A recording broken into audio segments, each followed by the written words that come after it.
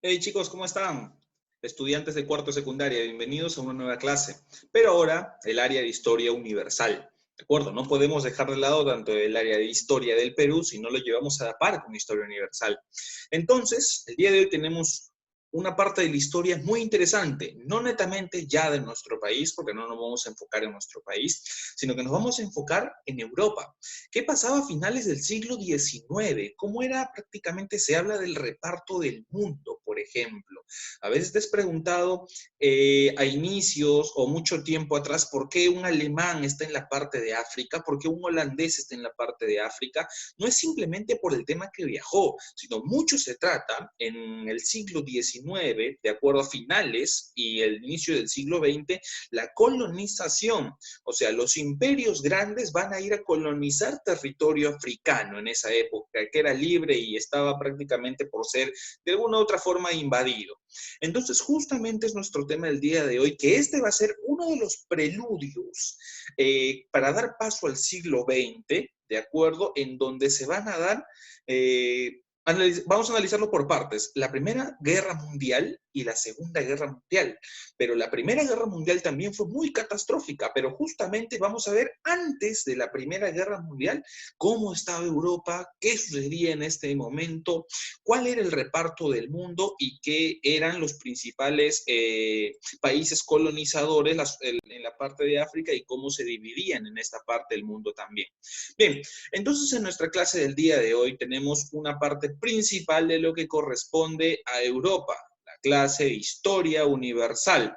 Bien, entonces a continuación analizamos, por ejemplo, el tema que es de nuestro tema, perdón, el día de hoy, las guerras. En la parte inicial tenemos que entender que el comercio, de acuerdo, fue muy importante luego de la revolución industrial, de las revoluciones industriales que se dieron en Inglaterra y que se expandieron por el mundo, ¿no? Era el cambio, por ejemplo, con las nuevas tecnologías de la época, la máquina a vapor, en las nuevas fábricas, nuevas máquinas que reemplazaban al hombre también y surgen, por ejemplo, también las huelgas, ¿no? Las primeras huelgas. Bien, entonces en esta época van a suceder hechos importantes, por ejemplo, del final de la guerra franco-prusiana, los franceses contra Prusia era la parte entre Polonia y Alemania, ¿no? Antiguamente. Entonces, esta guerra va a finalizar. Van a surgir nuevas colonias en la parte de África. Los europeos también van a ir hacia África y se van a interesar mucho por el territorio de América, que en América todavía una pequeña parte estaba bajo el poder español. Nosotros ya nos habíamos independizado, toda América del Sur, pero América Central, por ejemplo, Cuba, estaba todavía bajo el dominio español y quería su libertad y va a necesitar el apoyo de un país que ahora justamente vamos a ver que va a apoyar para que logren su independencia. Y presta atención, si este país se va a convertir en un país muy bueno por apoyar a estos pequeños países que buscaban su independencia, o un país controlador que tenía oculto intereses. Apoyaba sí, pero detrás tenía oscuros intereses.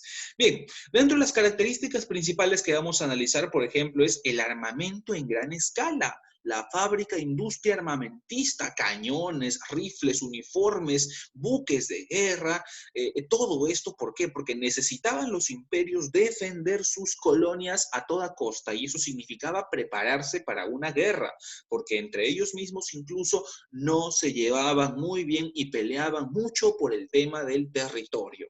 Otro, la competencia económica por el dominio de nuevos mercados. Los nuevos mercados, por ejemplo, cuando descubren en la parte de África la parte de diamantes, el marfil, en esta zona se van a ir en cantidad los europeos, las potencias europeas a repartirse, a pelearse por África y había una competencia también entre sus mercados por el comercio.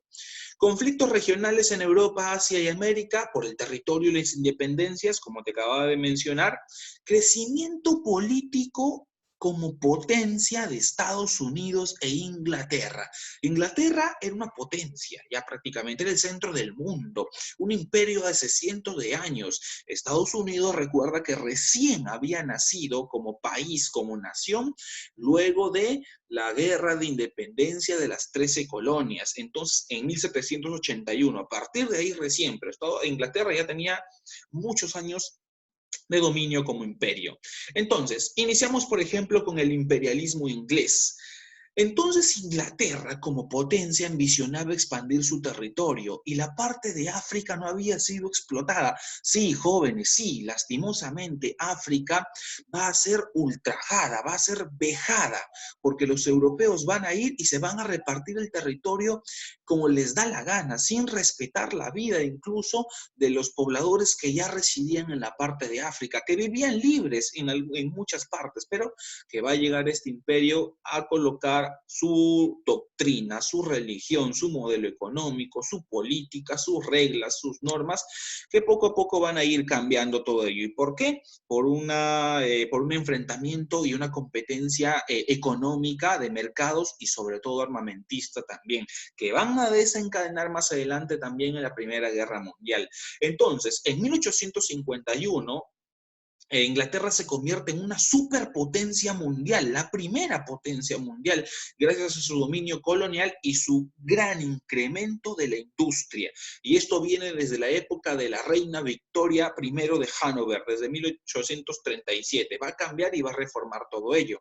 Y luego más adelante los ministros como Robert Peel, Lord Palmerston, Benjamin Disraeli, Lord Gladstone van a iniciar también lo que es las reformas que van a fortalecer a este imperio colonial británico. Por ejemplo, en la imagen tenemos las colonias británicas en África en el siglo XIX. Ahora, el término imperio a la parte de Gran Bretaña, a partir recién de 1876, se le va a llamar un imperio debido a que su territorio creció, porque expandió su territorio hacia la parte de África. Para que tú puedas observar de forma correcta, aquí está. Por ejemplo, tenemos la parte de todo lo que está de rojo en África le pertenecía a Gran Bretaña, al Imperio Británico. Todo ese territorio había ocupado prácticamente en África. No le correspondía, lo invadió y se quedó, como Nigeria, Egipto, Sudán, Tanzania, Namibia, Sudáfrica, Zimbabue, Malawi, Kenia, Somalia, Sierra Leona, Ghana, todos estos países que hoy conocemos a inicios y finales del siglo XIX, inicios del siglo XX, le pertenecían al imperio africano. ¿Qué, profesor? ¿Solamente ellos iban y tomaban el territorio? Sí, mediante el control del comercio a través de los barcos, mediante el control militar, invadían y se adueñaban y aparte se repartían, ¿no? Es como que en una mesa de casino. Se sientan todos los jugadores y reparten las cartas. Oye, Egipto para ti, Sudán para ti, la parte de África para ti. Entre los más poderosos de Europa se repartieron el territorio africano. ¿Quieres ver de qué forma? Esto solamente le pertenece a Gran Bretaña. Mira en este mapa, por ejemplo, es el reparto de África en 1913. Lo que está o puedes observar del territorio blanco, bueno, no tan blanco, es el territorio belga, del imperio belga. La parte de amarillo es el territorio británico del imperio de Gran Bretaña que te acabo de mencionar. Mira todo lo que tenía en África. La parte de azul, mira, es el territorio francés, Argelia, África Occidental, África Ecuatorial Francesa, todo eso le pertenecía a Francia. La parte de verde claro es el territorio italiano, con esta parte de acá, las Somalias italianas, las Tripolitanas y Cirenaica, es la parte del territorio italiano. La parte naranja es el territorio español, ¿no? El Sahara español en esta parte, la Guinea española, pequeños territorios nada más. La parte roja le pertenece al territorio portugués, Mozambique, Angola, ¿no? Sobre todo. La parte verde le pertenece al imperio alemán de esta época, el sudeste de África, África Oriental Alemana, la parte de Camerún. Y la parte de lo que es, mira, la parte morada o lila solamente era el estado, la parte de un país africano independiente, nada más, sin intervención extranjera. Etiopía y la parte de Liberia, ¿no? En este mapa que observamos. O sea, solamente estos dos, Etiopía y acá, eran independientes. El resto, Europa se había repartido prácticamente África hacia el año de 1913. Entonces, el imperio británico creció enormemente debido a estas expansiones que hizo en la parte de África, explotó los recursos, creció su mercado y de esa forma económicamente se convierte en la primera potencia mundial. Por ejemplo, sus colonias fueron fueron divididas en deposición. Para abastecer los barcos estaba Gibraltar, El Cabo, Suez, Hong Kong. De explotación, para obtener recursos estaba la India. De poblamiento, para crear nuevas ciudades, estaba Canadá, Australia, Nueva Zelanda. En otras zonas también se va a expandir la parte de lo que corresponde al Imperio Británico. Entonces, todo esto se va a firmar en la Conferencia de Berlín en 1884, donde el imperio prácticamente se convierte en una superpotencia al controlar incluso África y las partes de las colonias británicas del sudeste de Asia. También controlaba, por ejemplo, la India, Hong Kong, como menciona, para abastecer sus barcos, Malasia, Brunei, Singapur.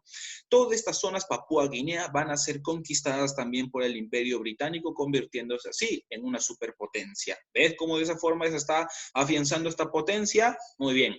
Vamos a la siguiente, la guerra hispanoamericana. España contra Estados Unidos. Sí, joven, ¿alguna vez se enfrentaron España y Estados Unidos? Sí, pero no se van a enfrentar en territorio norteamericano o en territorio español. Se van a enfrentar por una isla en Centroamérica. Esa isla en Centroamérica es Cuba.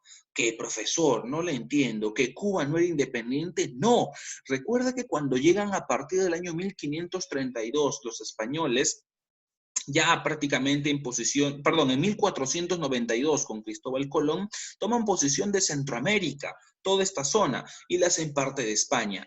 Luego, más adelante, Cuba va a intentar independizarse de España, quiere liberarse, así como, oye, Cuba dice, si Perú, Ecuador, Venezuela, Argentina, Chile, se lograron liberar de España, nosotros, ¿por qué no?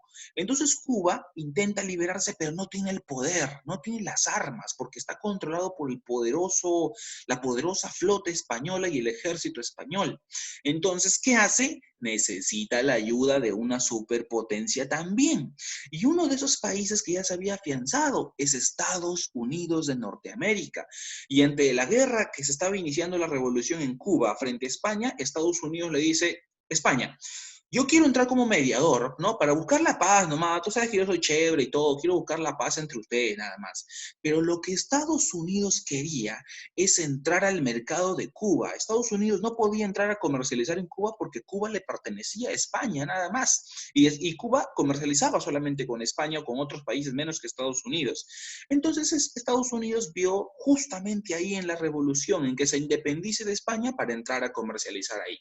Entonces Cuba indirectamente recibe la ayuda de Estados Unidos, pero Estados Unidos, ojo, no puede entrar a una guerra directa.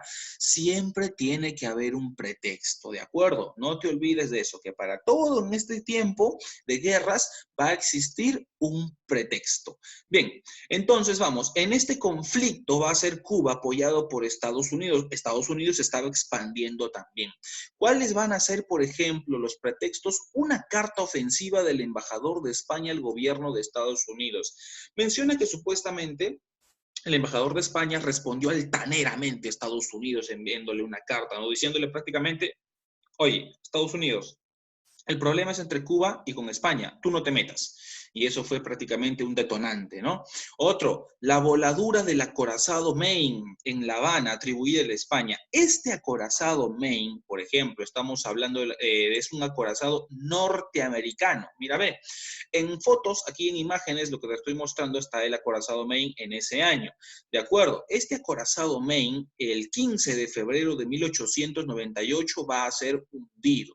¿De acuerdo? Matando prácticamente a 261 tripulantes. Mira, aquí puedes observar la noticia del hundimiento del acorazado. ¿Y a quién crees que se le va a culpar del hundimiento del acorazado norteamericano? No a Cuba, sino ¿a quién? A España. Le van a acusar a España. Ojo que aunque nunca se supo cómo se llegó a la parte de la explosión y el hundimiento de este acorazado, nunca se determinó. Pero los norteamericanos y los cubanos van a culpar a los españoles, ¿no? Y por lo tanto va a ser uno de los pretextos para que se inicie la guerra de independencia. Entonces, La declaratoria de guerra oficial va a ser el 25 de abril de 1898, donde militarmente Estados Unidos va a bloquear la isla, ¿no? Va a desembarcar tropas, va a ocupar la parte de Santiago de Cuba, como aquí observamos, ¿no? Santiago de Cuba se ocupa en esta zona de acá, va a ocuparla militarmente en contra de las guarniciones españolas, va a ocupar también la parte de Puerto Rico, que le pertenecía también a España. Estas guerras se van a expandir y van a llegar a oídos de otros estados que dependían de España, por ejemplo, Filipinas, que también le interesaba a Estados Unidos comercializar. Entonces van a intentar rebelarse y finalmente Estados Unidos, a través de estos movimientos militares de ocupación, van a vencer a los españoles y se va a firmar el Tratado de París, en el cual España, ojo, pierde sus últimas colonias ultramarinas, ¿no? Y van a ser ocupadas por Estados Unidos. Estados Unidos ocupa la parte de Cuba, ocupa Puerto Rico, Filipinas y la isla de Guam.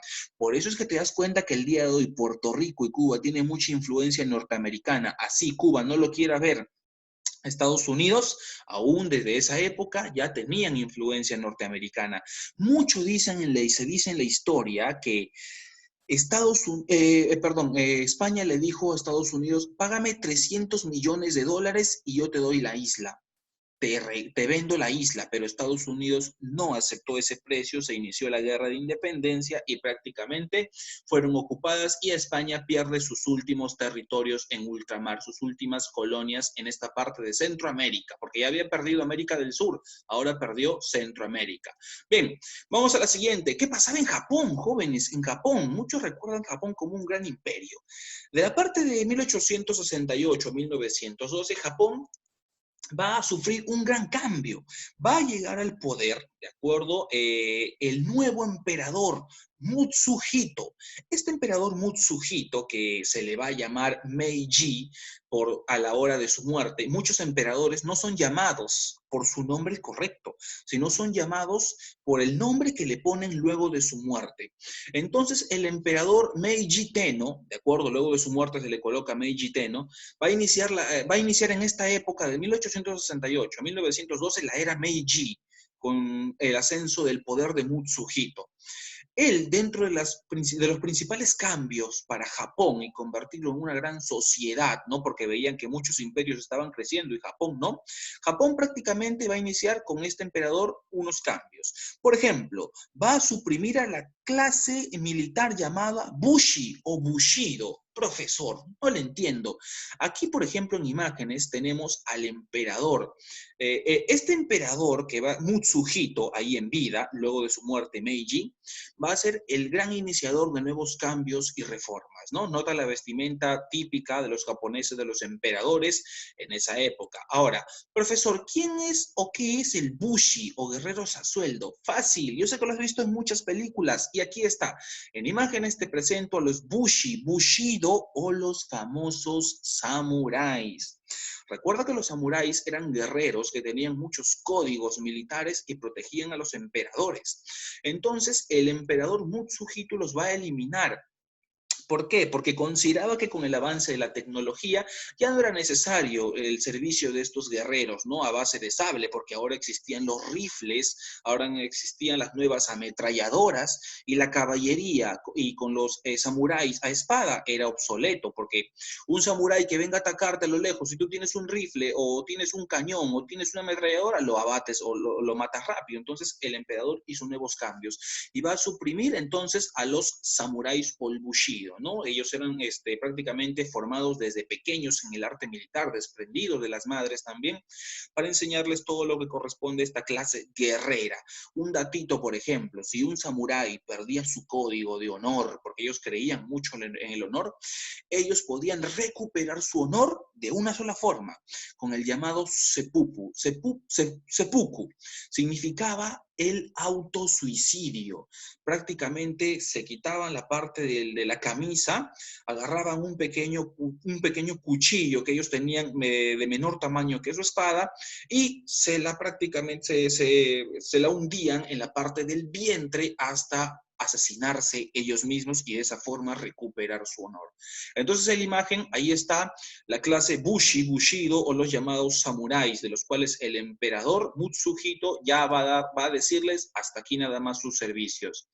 Siguiente, impulsó la revolución de la revolución económica de la burguesía, ¿no? Ahora los comerciantes van a tener mucho poder, ¿no? No de frente solamente los emperadores. Abolió el orden feudal, ya el feudalismo se dio en la Edad Media, solamente basado en la tierra, ya no, ahora es el comercio marítimo, por ejemplo.